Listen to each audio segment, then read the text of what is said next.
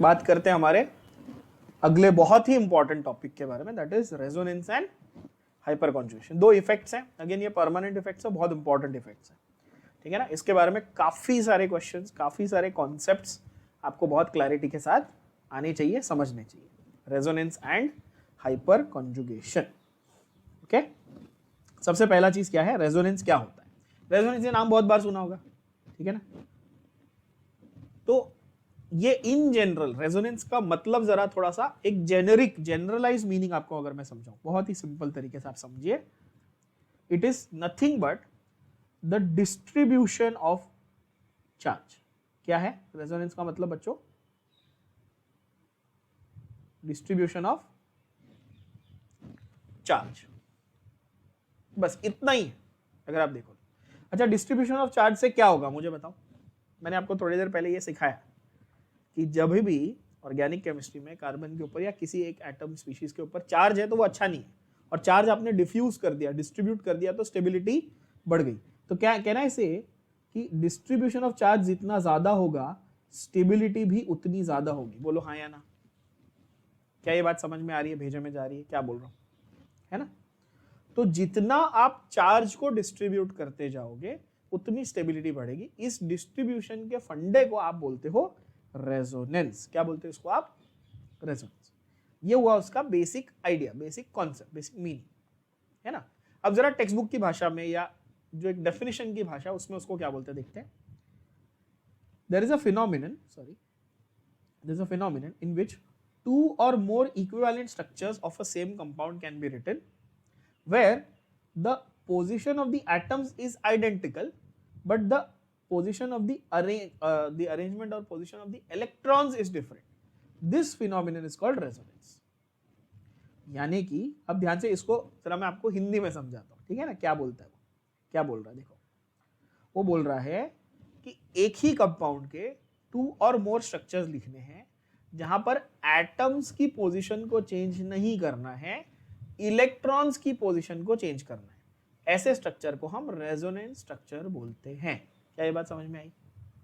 अच्छा, अगर मैं एटम्स की पोजीशन को चेंज करता तो वो तो स्टीरियो आइसोमर हो जाते, यस और नो, या पोजीशन आइसोमर हो जाता, आइसोमरिज्म हो जाता ना, वो तो है कि नहीं। अगर मैं आपको बोलूं कि चलो ये है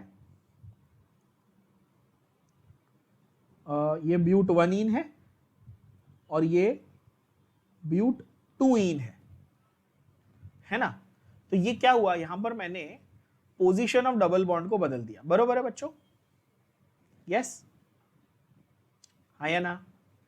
तो इसको मैंने आपको आइसोमेरिज्म में सिखाया था। या मैं ऐसे बोलूं ये ब्यूटेन 1 ऑल है, ये ब्यूटेन 2 ऑल है। मैंने ऑक्सीजन के पोजीशन को नंबर 1 से नंबर 2 पे लेके आया तो ये आइसोमर बन गया। क्लियर, बात समझ में आ रही है क्या बोल रहा हूं। लेकिन अगर मैं आपको ऐसे बोलता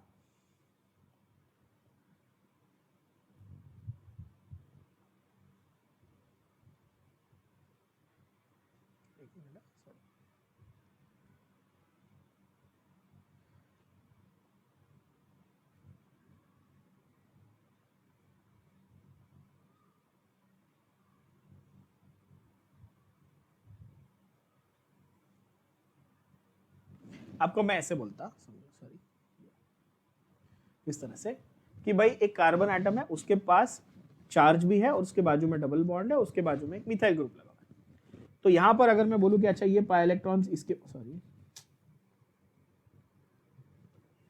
ये क्या हो रहा है इसको,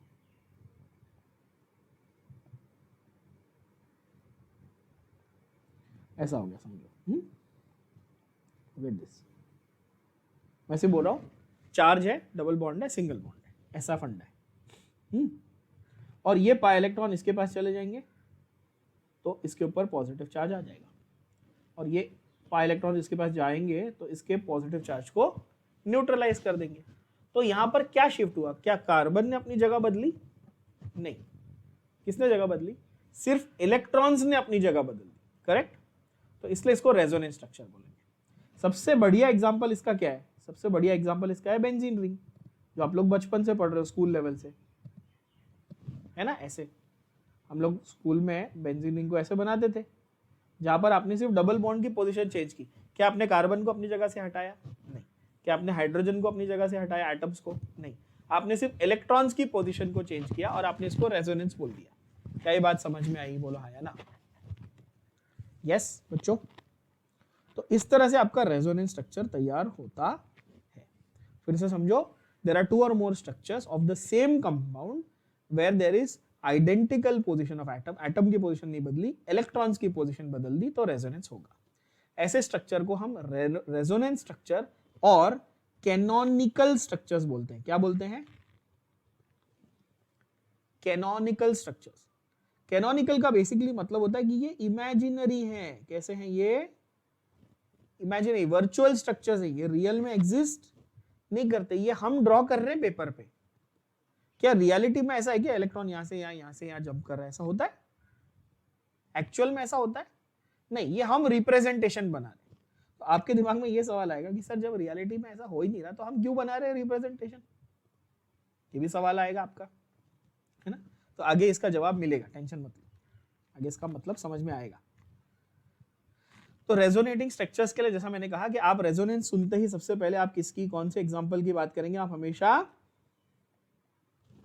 बेंजीन, है ना? मैंने आपको एरोमेटिक जब कंपाउंड्स पढ़ाए बेसिक्स में तो ऑलरेडी कहा कि आपको एरोमेटिक सुनना है तो बेंजीन समझ लेना है और रेजोनेंस समझ लेना है। यस और नो?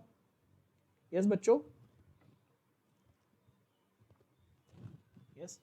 तो बेंजीन का रेजोनेटिंग स्ट्रक्चर, अब मैंने ये दो रेजोनेटिंग स्ट्रक्चर अपने मन से बना लिए। अपने मन से मतलब मैंने, मतलब ये ऑगस्ट केक्यूल ने बनाए थे। कौन से साइंटिस्ट ने बनाए थे? ऑगस्ट केक्यूल। इसलिए इनको केक्यूल स्ट्रक्चर्स भी बोलते हैं, बहुत लोग इनको केक्यूले स्ट्रक्चर्स भी बोलते हैं, ठीक है? बेंजीन के जो स्ट्रक्चर उनको क्या बोलते हैं अपन? कैनोनिकल बोल सकते थे, रेजोनेंस बोल सकते थे, बट हम लोग स्पेसिफिकली ऑगस्ट केक्यूल के नाम से इनको केक्यूल स्ट्रक्चर्स भी बोलते हैं, ठीक है ना? अब ये दोनों जो हैं, इनका एक बीच का एक फंडा जो है रिप्रेजेंट मुझे करना, ध्यान से सुनना। मैं जरा आपके लिए यहां पर ड्रॉ कर देता हूं स्टार्टिंग से। एक बेंजीन ऐसा था जहां पर 1, 2 and 3 डबल बॉन्ड ऐसे थे। दूसरा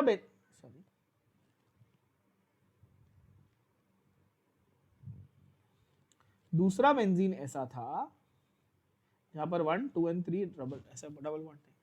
अब मैं बोल रहा हूं बार बार इलेक्ट्रॉन यहां से वहां, this is structure number 1, this is structure number 2, bar bar electron ऐसे ऐसे ऐसे ऐसे शिफ्ट हो रहे। बात समझ रहे हो? बार बार इलेक्ट्रॉन कैसे शिफ्ट हो रहे? मैंने आप लोग को हाइजेनबर्ग अनसर्टेनिटी प्रिंसिपल पढ़ाया था स्ट्रक्चर ऑफ एटम में, याद है? Electrons are moving at the speed, almost at the speed of light. तो मुझे पकड़ना है इलेक्ट्रॉन को, तो वो कहीं इन दोनों के बीच में मिलेगा, ये पॉसिबिलिटी है रियलिटी में। बोलो हाँ या ना? बात समझ में भेजे में जा रही है मैं क्या बोल रहा हूं?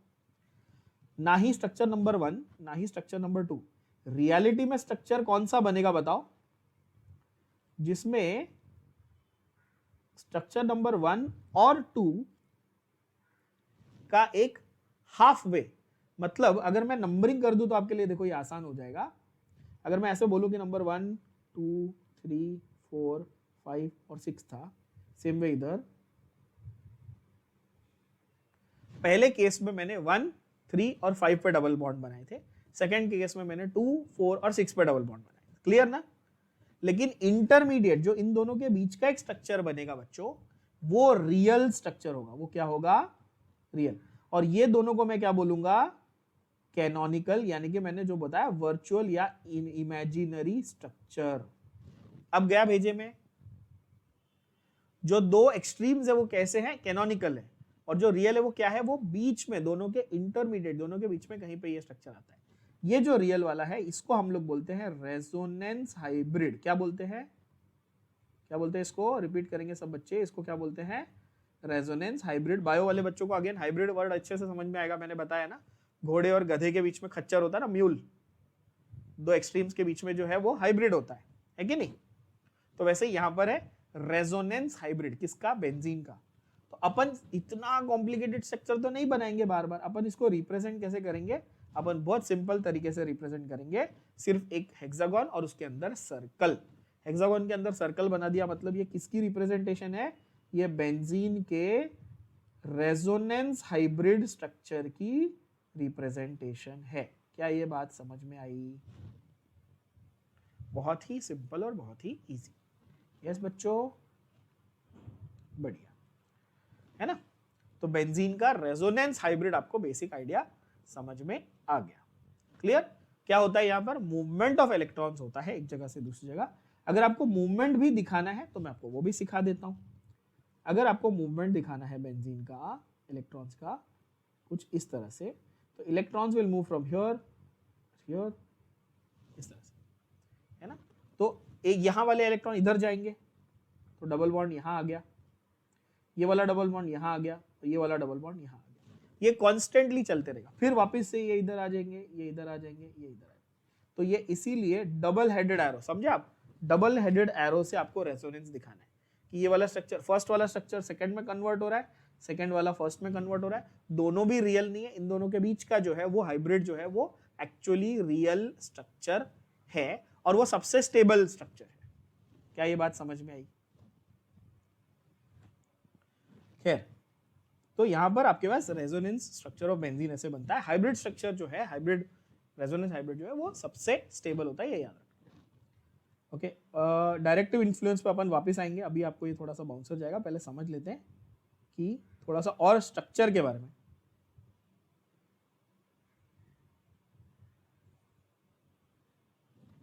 थोड़ा सा और स्ट्रक्चर के बारे में समझते हैं, फिर इन पे वापस आएंगे।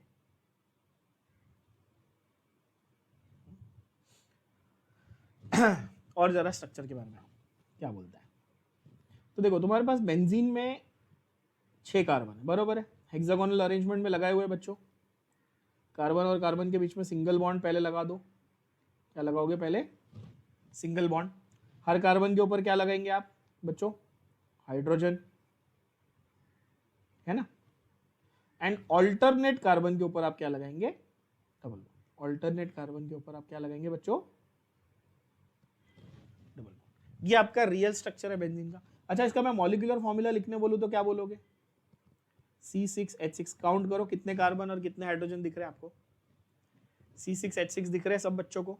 यस, है ना।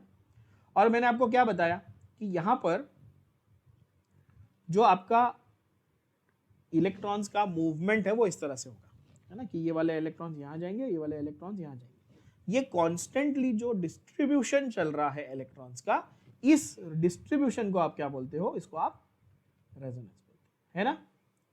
क्लियर हुई बात? yes. अब मुझे ये बताना कि जैसे मैंने आपको एल्काइल ग्रुप में सिखाया, मैंने आपको एल्केन का डेरिवेटिव सिखाया था, एल्काइल ग्रुप कैसे सिखाया था याद करो। कि समझो एल्केन मीथेन है तो उसमें से एक हाइड्रोजन निकालेंगे तो एल्काइल ग्रुप बनता है। यस, ऐसा सिखाया। हाइड्रोजन को रिप्लेस करके आप क्या लगाओगे? फंक्शनल ग्रुप लगाओगे। एवरीबॉडी विद मी सो फार? बहुत सिंप्लीफाई कर रहा हूं आपके लिए। यस, है ना। तो सेम वे जब बेंजीन लेते हो तो आपकी एक्सपेक्टेशन ये है कि भाई बेंजीन में से बेंजाइल बनना चाहिए, ऐसे आपका एक्सपेक्टेशन है। जब एल्केन में से एल्काइल बन रहा है तो बेंजीन में से क्या बनना चाहिए? बेंजाइल। ध्यान में रख लेना, बेंजीन में से बेंजाइल नहीं बनता, बेंजीन में से फिनाइल बनता है। क्या बनता है बेंजीन में से? फिनाइल। ये गड़बड़ नहीं करना, ये बहुत कॉमन सिंपल चीज है, लेकिन मिस्टेक एक होती है बच्चों की। एल्केन से एल्काइल बनता है, बेंजीन से क्या बनता है? फिनाइल। बेंजीन C6H6 है बच्चों। तो उसमें से अगर मैं एक हाइड्रोजन कम कर दूं, C6H5, ये ग्रुप को आप क्या बोलोगे? फिनाइल ग्रुप बोलोगे। क्या बोलोगे गधे बच्चों? Phenyl group. So far clear with this everybody? ये ग्रुप को आप क्या बोलोगे? फिनाइल ग्रुप बोलोगे। Is that clear? अच्छा, अब आगे समझो। मेरे पास एक बेंजीन की रिंग है,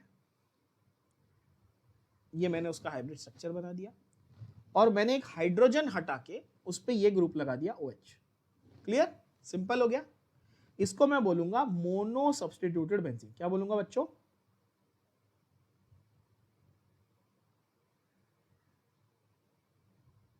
सब्स्टिट्यूटेड बेंजीन। यानी कि बेंजीन के एक हाइड्रोजन को हटा के मैंने एक फंक्शनल ग्रुप लगाया, इसको मैं मोनो सब्स्टिट्यूटेड बेंजीन बोलूंगा। Simple. Mono, mono means one. अगर यही मैंने बेंजीन रिंग के 2 हाइड्रोजन को हटाकर 2 फंक्शनल ग्रुप लगाए होते तो मैं क्या बोलता, जरा दिमाग लगाइए। मैं इसको डाई सब्स्टिट्यूटेड बेंजीन बोलता। क्या ये बात सही है? बोलो हाँ या ना। अब जरा इसके ऊपर फोकस करना। मेरे पास एक बेंजीन रिंग है जिसमें एक ग्रुप ऑलरेडी लगा हुआ है। अब ये बहुत ध्यान से सुनना। जैसे ये 2 अलग अलग मैंने आपको दिए। बाय द वे इसका नाम क्लोरोबेंजीन है, इसका नाम क्या है? क्लोरोबेंजीन। और इसका नाम है फिनॉल। इसका नाम क्या है? Phenol, phenyl alcohol phenol. Easy to understand, है ना? अच्छा, सपोज इसमें अब मेरे को एक नया ग्रुप इंट्रोड्यूस करने का है। बहुत ध्यान से मेरी बात को सुनना, बहुत सिंप्लीफाइड मैनर में समझा रहा हूं। यहां पर ऑलरेडी एक ग्रुप प्रेजेंट है, बोलो हाँ या ना एवरीबॉडी।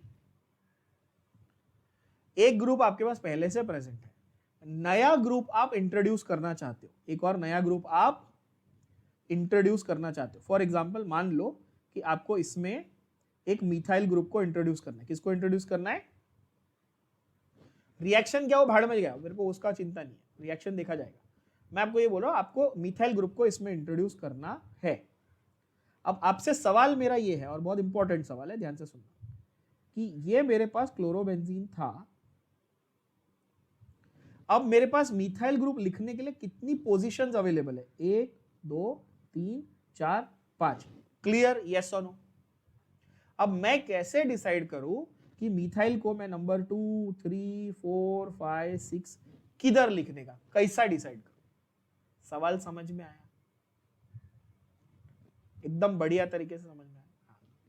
तो यहां पर एक बहुत ही इंपॉर्टेंट कॉन्सेप्ट आपका यूज होगा, उसको हम बोलेंगे डायरेक्टिव इन्फ्लुएंस ऑफ ग्रुप। क्या बोलेंगे? Directive influence of group. अब इसका मतलब क्या, जरा समझते हैं। समझो मैं इसको हटा के आपको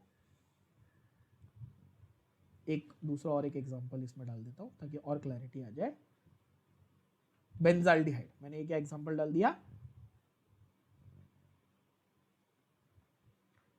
बेंजाल्डिहाइड। बेंजाल्डिहाइड नहीं, कितने आल है? एक ही आल्डिहाइड है। Now again the question arises, and the same question arises कि भाई यहां पर ओरिजिनली जो ग्रुप था वो तो है ही, नया ग्रुप कौन सी पोजीशन पे आएगा? ये सवाल है, अच्छा सवाल है। सेम वे अगर मैं इसके लिए बनाऊं तो, नीचे वाले स्ट्रक्चर के लिए OH कहां पे लगाने का? 2 3 4 5 6, है ना?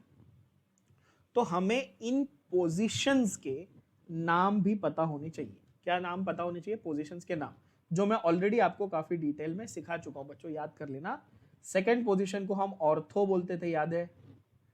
थर्ड पोजीशन को हम क्या बोलते थे? Meta position. और फोर्थ पोजीशन को हम क्या बोलते हैं बेंजीन रिंग में? Para position. याद है सबको? यस और no? Second is called ortho, third is called meta, fourth is called para. मैंने आपको ऐसे याद रखने बोला था, OMP, ओ माय गॉड की जगह ओ माय पॉड, है ना? ठीक है। अच्छा, मैं उल्टा ऐसे क्लॉकवाइज गिनता तो ये भी ऑर्थो होता, तो 2 या 6 दोनों ऑर्थो हो सकता है, 3 या 5 दोनों मेटा हो सकता है ना? और 4 तो पैरा है ही। क्या ये बात भेजे में जा रही सबके? बोलो हाँ या ना? ठीक है। देखो बहुत सारा कुछ इसमें इंफॉर्मेशन, इसलिए एक एक करके प्यार से समझा रहा हूं, कोई घाई गड़बड़ मत करो, ठीक है? और पूरा फोकस ये, नहीं तो तुमको बाउंसर जाएगा, ये इतना आसान नहीं है, ठीक है? तो एक चीज मैंने एस्टेब्लिश कर ली कि एक ग्रुप पहले से लगा हुआ था, दूसरा ग्रुप आने वाला था। दूसरा ग्रुप या तो ऑर्थो पे आ सकता है, या मेटा पे आ सकता है, या पैरा पे आ सकता है। सवाल ये है, बड़ा क्वेश्चन ये है, कहां पे लगाऊं तो करेक्ट स्ट्रक्चर बनेगा? ऑर्थो पे, मेटा पे कि पैरा पे? सेम वे अगर फिनॉल है तो उसके पास भी 2 ऑप्शन थे, और 3 ऑप्शन थे रादर, सॉरी, ऑर्थो पे, मेटा पे और पैरा पे। क्या ये बात भेजे में गई? बढ़िया। अब आपको सिर्फ इतना जानना है कि कौन से ग्रुप का कैसा इन्फ्लुएंस है। क्या बोला मैंने? कौन से ग्रुप का कैसा इन्फ्लुएंस है। अब मैं आपको एक हिंट देता हूं, मैं एक हिंट बता रहा हूं आपको, देखो आंसर 2 सेकंड में आएगा। मैं आपको अगर बोल दूं कि ये जो अल्डिहाइड ग्रुप है, ये फंक्शनल ग्रुप कौन सा यहां पे लगा हुआ, अल्डिहाइड ग्रुप, मैं आपको ये बता दूं कि ये मेटा डायरेक्टर है। कैसा है ये, कैसा है, मेटा डायरेक्टर है। और ये जो OH ग्रुप है मैं बता दूं कि ये पैरा डायरेक्टर है। कैसा है,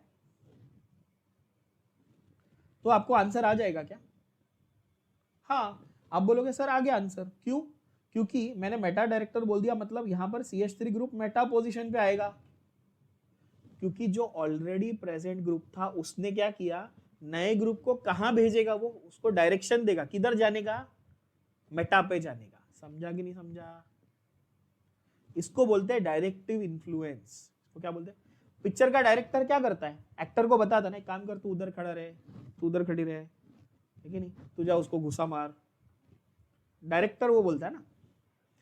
तो डायरेक्टर आपको जैसे डायरेक्शन देता है, वैसे ही जो ग्रुप ऑलरेडी प्रेजेंट है वो डिसाइड करेगा कि नया ग्रुप किधर जाने वाला है। गया दिमाग में, जैसे मैं बोल रहा हूं OH ग्रुप पहले से प्रेजेंट था, यस और नो, तो ये डिसाइड करेगा पैरा पे। तो यहां बताओ CH3 कहां बनाऊं मैं, पैरा पे बना दिया मैंने CH3।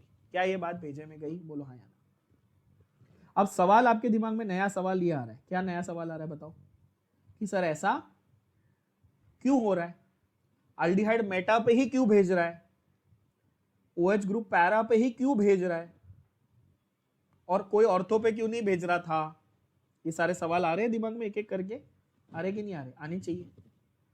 अल्डिहाइड ने कहां भेजा था CH3 को बताओ, मेटा पे, और OH ने किधर भेजा था CH3 को बताओ, पैरा पे। क्या ये बात भेजे में गई, पहले कहां जा रहा है वो समझ में आया, डायरेक्टिव डायरेक्शन देना ये समझ में आया। अब समझो ऐसा क्यों है, क्योंकि उसके बिना तो आपको समझ में नहीं आएगा, रट्टा थोड़ी मारना है, समझना है कि सर आपने किस बेसिस पर डिसाइड किया कि बेंजाल्डिहाइड यानी अल्डिहाइड फंक्शनल ग्रुप है तो मेटा बनाएंगे, OH फंक्शनल ग्रुप है तो पैरा बनाएंगे, और बाकी फंक्शनल ग्रुप्स का क्या, एसिड का क्या, नाइट्रो का क्या, अमाइनो का क्या, इनका क्या। तो अब पहले ये कॉन्सेप्ट आपको क्लियर है कि ऑर्थो मेटा पैरा क्या होता है, डायरेक्टर क्या होता है। अब वापिस आओ इस पे समझो, अब देखो अच्छे से समझ में आएगा, directive influence of a functional group. अब समझा, ये वर्ड का मतलब समझ में आ गया बच्चों, directive influence of a functional group. जो फंक्शनल ग्रुप बेंजीन में पहले से लगा हुआ है वो डिसाइड करेगा कि नया आने वाला फंक्शनल ग्रुप कौन सी पोजीशन पे आएगा, यस और नो। अब वो कैसे डिसाइड करेगा और क्यों डिसाइड करेगा ये देखो, मैंने OH की एग्जांपल दे दिया आपको, फिनॉल, मैंने एग्जांपल दिया OH का, फिनॉल। आप क्या करोगे, सबसे पहले उसके रेजोनेंट स्ट्रक्चर्स बनाओगे, रेजोनेटिंग स्ट्रक्चर्स बनाओगे। क्या बनाओगे गधे बच्चों, रेजोनेटिंग स्ट्रक्चर। अब रेजोनेटिंग स्ट्रक्चर कैसे बनाने, बहुत सिंपल है, आप बनाओ लोन पेयर को बॉन्ड पेयर। क्या बनाओगे, लोन पेयर को बॉन्ड पेयर। देखो आपको मैं एक सबसे आसान तरीका बताता हूं, क्योंकि ज्यादातर बच्चों को ना रेजोनेंट स्ट्रक्चर बनाने में डिफिकल्टी होती है। एक तो लंबा है, तो तुम लोग आलसी तो हो ही, तो जल्दी बनाते नहीं हो, प्लस सर समझ में नहीं आ रहा, समझ में नहीं आ रहा, ऐसे चलते रहता है। तो समझो, क्या यहाँ पे ऑक्सीजन के पास लोन पेयर था, बोलो हाँ या ना, बोलो हाँ या ना। तो lone pair is now going to become bond pair, वो यहां पर एक बॉन्ड बना देगा। तो ऑक्सीजन अपना लोन पेयर छोड़ के यहां पे बॉन्ड बनाने लग गया। क्लियर हुई बात,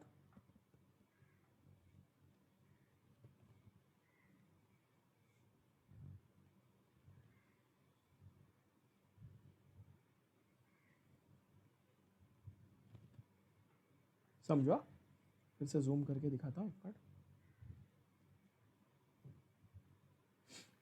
ऑक्सीजन क्या कर रहा है, वो अपना लोन पेयर लेके यहां पर क्या बना रहा है, बॉन्ड पेयर बना रहा है। अब क्या हुआ देखो, यहां पर इलेक्ट्रॉन और यहां पर इलेक्ट्रॉन बाजू बाजू में गए तो बहुत रिपल्शन हो जाएगा, यस और नो। तो जो ये वाले इलेक्ट्रॉन ये क्या करेंगे, इधर जंप मार देंगे, तो स्ट्रक्चर देखो कैसा बनेगा। समझ में आया, क्या समझा, देखो फिर से देखो। ऑक्सीजन ने क्या किया कि अपने इलेक्ट्रॉन जो थे, जो लोन पेयर वाले, वो डोनेट कर दिए। तो अपने इलेक्ट्रॉन उसने छोड़े तो ऑक्सीजन को पॉजिटिव चार्ज मिल गया, है कि नहीं। और ये वाले इलेक्ट्रॉन यहां आ गए ना इस कार्बन पे, तो इसको क्या मिल गया, लोन पेयर मिल गया। तो मैंने क्या बोला आपको, lone pair becomes bond pair becomes lone pair, बस इतना ही लॉजिक है रेजोनेंस का। Lone pair becomes bond pair and bond pair becomes lone pair. बोलो हाँ या ना, काफी आसान, पोएट्री की तरह याद कर लो, एकदम बढ़िया। अब अगला वाला आप खुद बना लोगे, समझो। अब क्या होगा बताओ, अब यहां पर लोन पेयर हो गया, लोन पेयर को बनाओ बॉन्ड पेयर, तो बॉन्ड पेयर बनेगा लोन पेयर। देखो तो अगला स्ट्रक्चर कैसा बनेगा, देखो ऐसा बन गया, समझ गए बात को? यस बच्चों, यहां पर बॉन्ड आया, नीचे लोन पेयर आ गया, फिर वापस बनाओ, bond pair becomes lone pair becomes bond pair. कैसा बनेगा, ऐसा स्ट्रक्चर बनेगा, समझ पा रहे हैं आप लोग?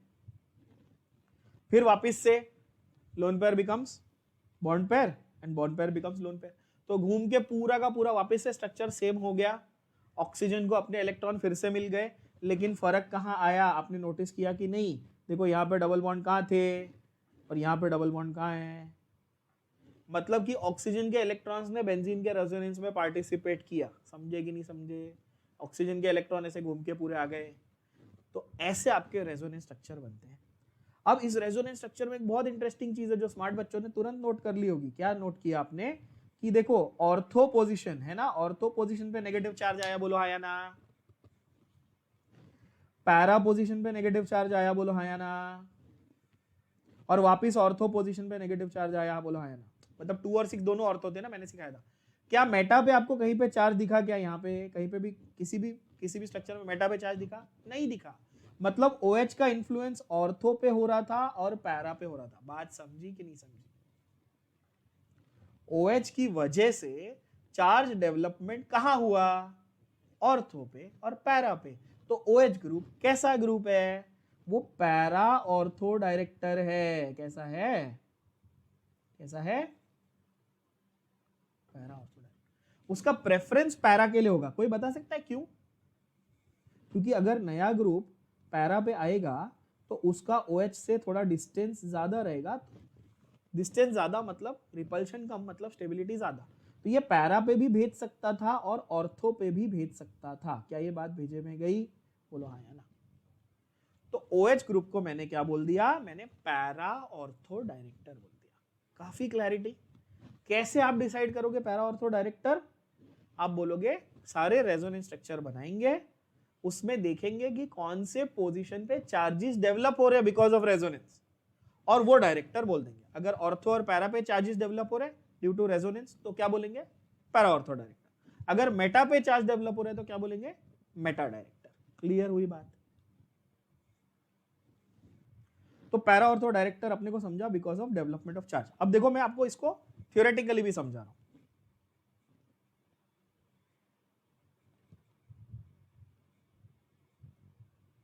When the transfer of electrons is away from an atom or a substituent attached to the conjugated system, it is termed as positive resonance. मतलब कि कोई ऐसा ग्रुप है जो कॉन्जुगेटेड सिस्टम से दूर लेके जा रहा है इलेक्ट्रॉन्स को, उसको हम पॉजिटिव रेजोनेंस बोलेंगे। यहां पर ऑक्सीजन क्या कर रहा है? पॉजिटिव रेजोनेंस कर रहा है। ऑक्सीजन क्या कर रहा है?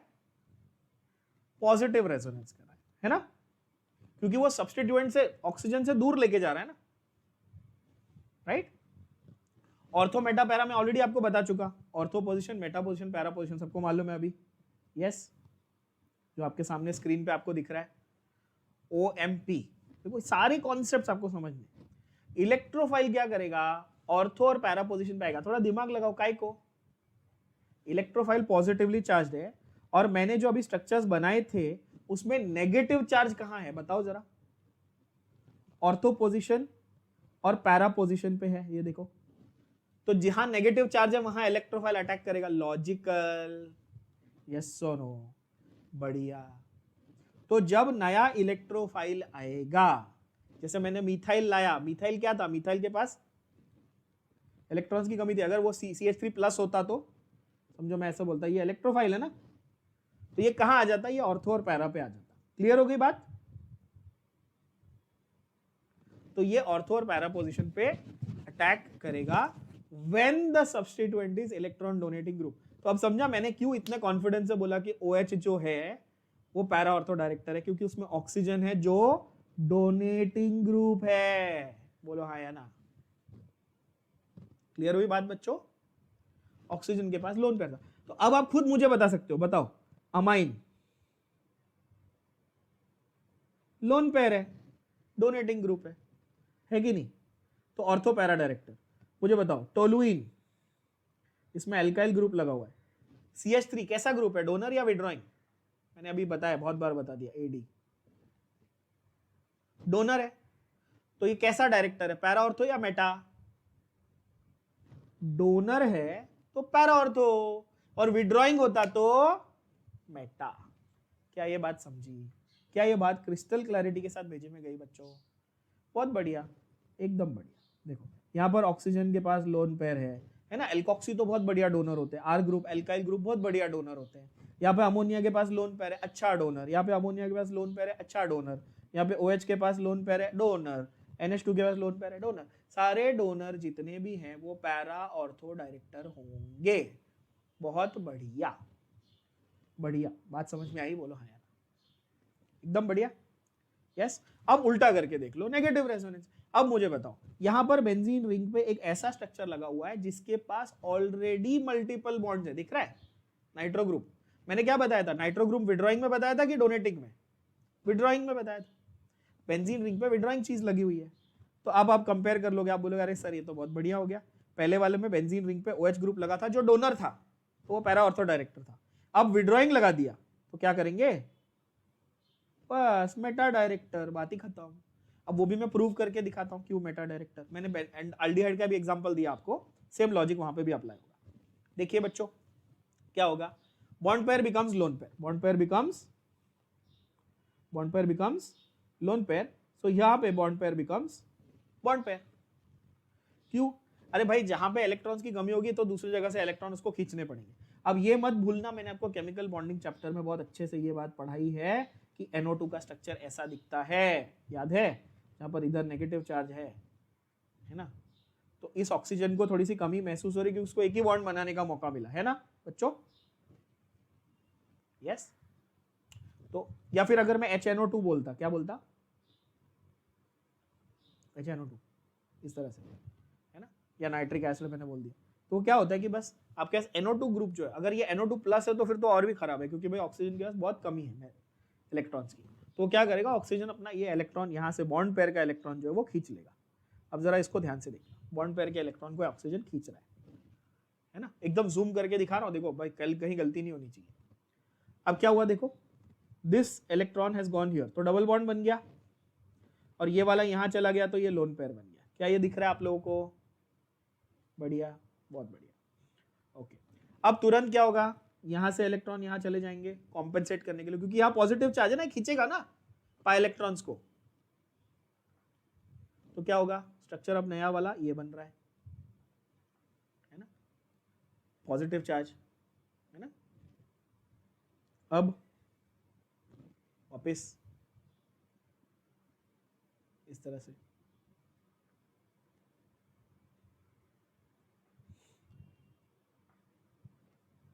so in this case when transfer of electrons is towards the substituent, क्या यहां पर मेरा जो ट्रांसफर ऑफ इलेक्ट्रॉन है वो ग्रुप की तरफ हुआ?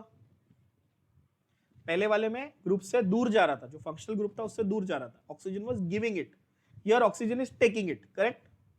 So this is what, negative resonance, या इसको मैं विड्रॉइंग बोलूं, इसको मैं क्या बोलूंगा, विड्रॉइंग। तो यहां पर क्या होगा बताओ, electrophile will attack where,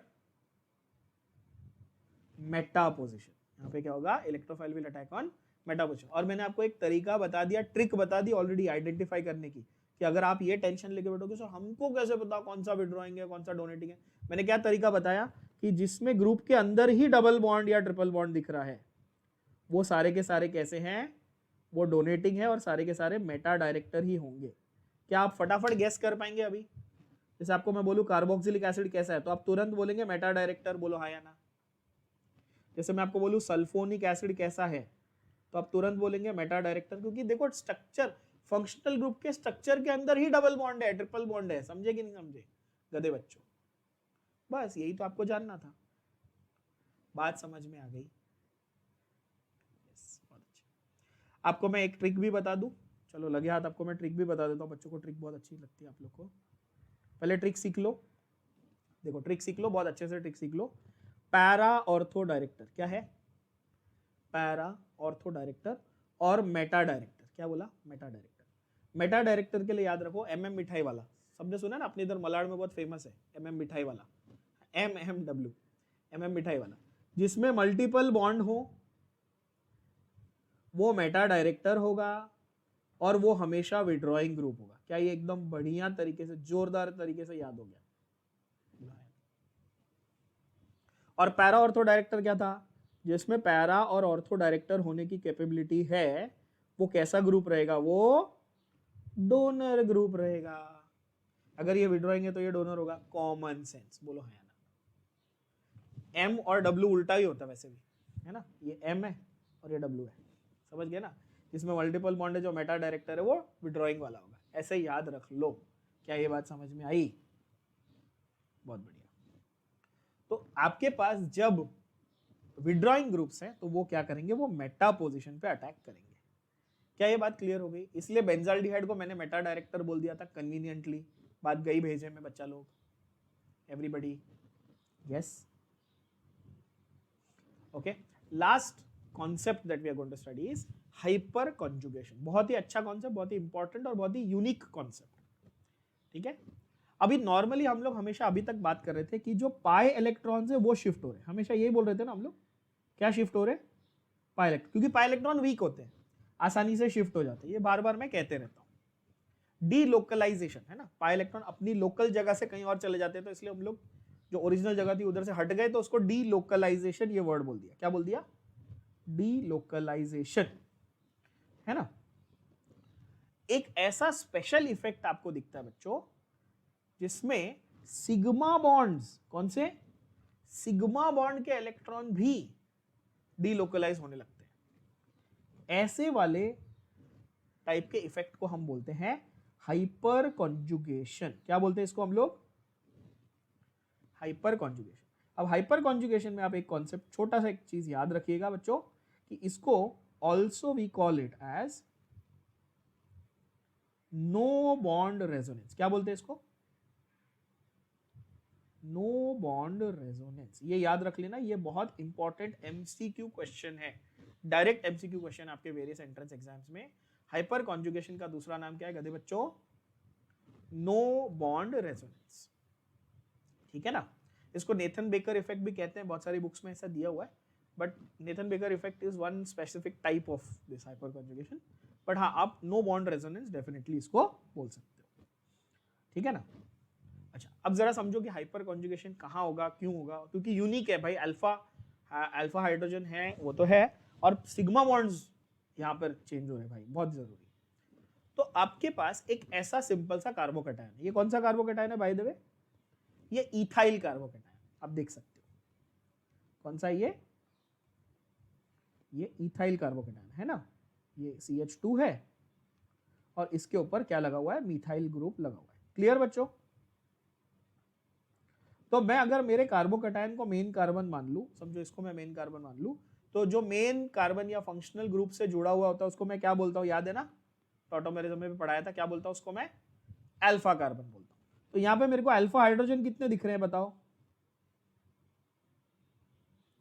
3 alpha hydrogen दिख रहे हैं। क्या ये बात आपके भेजे में जा रही है?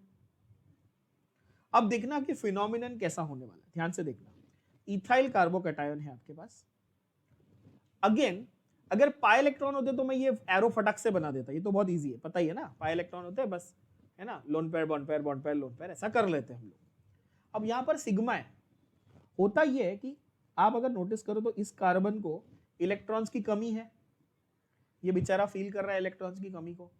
कोई पाई इलेक्ट्रॉन नहीं आजू बाजू, कोई डोनर ग्रुप नहीं है इसके पास, तो ये अपने आप को स्टेबलाइज कैसे करेगा? आप सोचो जरा, दिमाग लगाओ। बात समझ रहे हो मैं क्या बोल रहा हूं, है ना? तो मैंने आपको ये कहा था कि एल्काइल ग्रुप, ये देखो ये CH3 ग्रुप है ना बच्चों, ये क्या है? ये CH3 ग्रुप। मैंने आपको ये अभी ऑलरेडी 10 बार बता दिया कि एल्काइल ग्रुप डोनर ग्रुप है, यस और नो? ठीक है, और मैंने ये भी बार बार कहा कि एल्काइल ग्रुप अपने इलेक्ट्रॉन्स को इसकी तरफ पुश करता है, सभी बोला मैंने, स्टेबलाइज करने के लिए। अकेला बेचारा ट्राई कर रहा है उसको स्टेबलाइज करने की, अगर एक ही दोस्त है संभाल रहा है, बाकी ये दोस्त तो बाकी दोनों दोस्त तो निकम्मे है ना, ये मैंने बता दिया। लेकिन अब सवाल ये कि ये कैसे स्टेबलाइज कर रहा है, ऐसा क्या है इसके पास जिससे वो स्टेबलाइज करेगा, तो ये हाइपर कॉन्जुगेशन से स्टेबलाइज करेगा। किससे करेगा? हाइपर कॉन्जुगेशन से स्टेबलाइज करेगा। अब जरा समझो कैसे। वो क्या बोलेगा कि भाई देख मेरे पास ना ये CH बॉन्ड है ना, ये एक सिग्मा बॉन्ड है। कैसा बॉन्ड है ये? सिंगल बॉन्ड है ना गधे बच्चों, सिंगल बॉन्ड है ना, सिग्मा बॉन्ड है। वो इस कार्बन को बोलेगा कि दोस्त देख मेरे पास सिग्मा बॉन्ड है, तू एक काम कर, तू मेरा सिग्मा बॉन्ड रख ले, तू खुश रहे, क्योंकि तेरे पास पॉजिटिव चार्ज है ना, तो मेरे को अच्छा नहीं लग रहा है देख के, तू मेरा सिग्मा बॉन्ड रख ले। अब नॉर्मली अगर उसके पास पाई बॉन्ड होता तो काम आसान हो जाता। इसके पास बेचारे के पास एक ही ये सिग्मा बॉन्ड है, वो अपना बॉन्ड तोड़ के अपने इलेक्ट्रॉन इसको दे रहा है स्टेबलाइज करने के लिए। बात समझे कि नहीं समझे? तो मुझे बताओ कि इसके पास बेचारे के पास एक जो पूरा एक बॉन्ड था वो गायब हो गया, there is no bond. Now is there a bond? No, है ही नहीं ना, बॉन्ड एग्जिस्ट ही नहीं कर रहा। बराबर बोल रहा हूं? इसके पॉजिटिव चार्ज को उसने स्टेबलाइज किया, लेकिन यहां पर हाइड्रोजन के ऊपर पॉजिटिव चार्ज आ गया। क्या ये बात भेजे में गई? फिर से समझो, ध्यान से समझो क्या बोल रहा हूं। इसने इसको बॉन्ड पेयर को यहां पर एक बॉन्ड पेयर बनाया, तो इनका ये जो बॉन्ड ब्रेक हुआ तो हाइड्रोजन को कुर्बानी देनी पड़ी, पॉजिटिव चार्ज आ गया हाइड्रोजन पे। क्लियर? आप कोई भी कार्बन उठा के देखो, इसका 1 2 3 4 कंप्लीट है, इसका कंप्लीट है, देखो 1 2 3 4, कुर्बानी किसको देनी पड़ी? हाइड्रोजन को देनी पड़ी। गया भेजे में।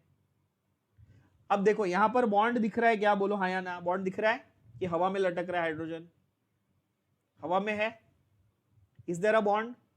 No. That's why you understood why I called it. समझे ना मैंने क्या बोला? Means there is no bond, फिर भी वो रेजोनेंस करने के चक्कर में ऐसी कंडीशन में आ गया कि उसके पास बॉन्ड ही नहीं है। समझ गए बात को? बोलो हाँ या ना। That's why the name no bond resonance. Hyper conjugation, hyper का मतलब क्या होता है? ज्यादा ना। कॉन्जुगेशन तो रेजोनेंस में होता ही है, ऐसा ट्रांसफर जो हो रहा है इसको कॉन्जुगेशन बोलते हैं। यहां पे औकात से बाहर जाके हाइपर कॉन्जुगेशन, भाई मतलब सिग्मा को डाल दिए है कॉन्जुगेशन में, हाइपर कॉन्जुगेशन कर रहे हैं। समझे कि नहीं समझे?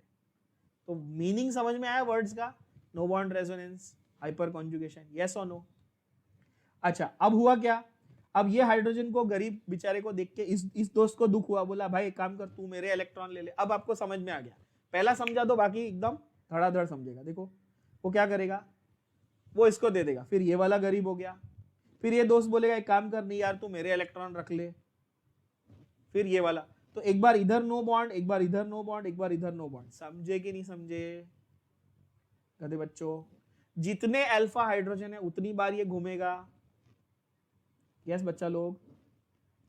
तो जितने ज्यादा अल्फा हाइड्रोजन उतनी ज्यादा बार ये बॉन्ड्स को ट्रांसफर करके डिस्ट्रीब्यूशन बनाएगा। जैसे बेंजीन में आप मल्टीपल बॉन्ड्स के बना रहे थे, और इस तरह से वो हाइपर कॉन्जुगेशन करके उसको स्टेबलाइज करेगा। तो टेक्निकली अगर मैं कहूं कि एल्काइल ग्रुप का डोनर इफेक्ट किसकी वजह से है, तो आप क्या बोलोगे?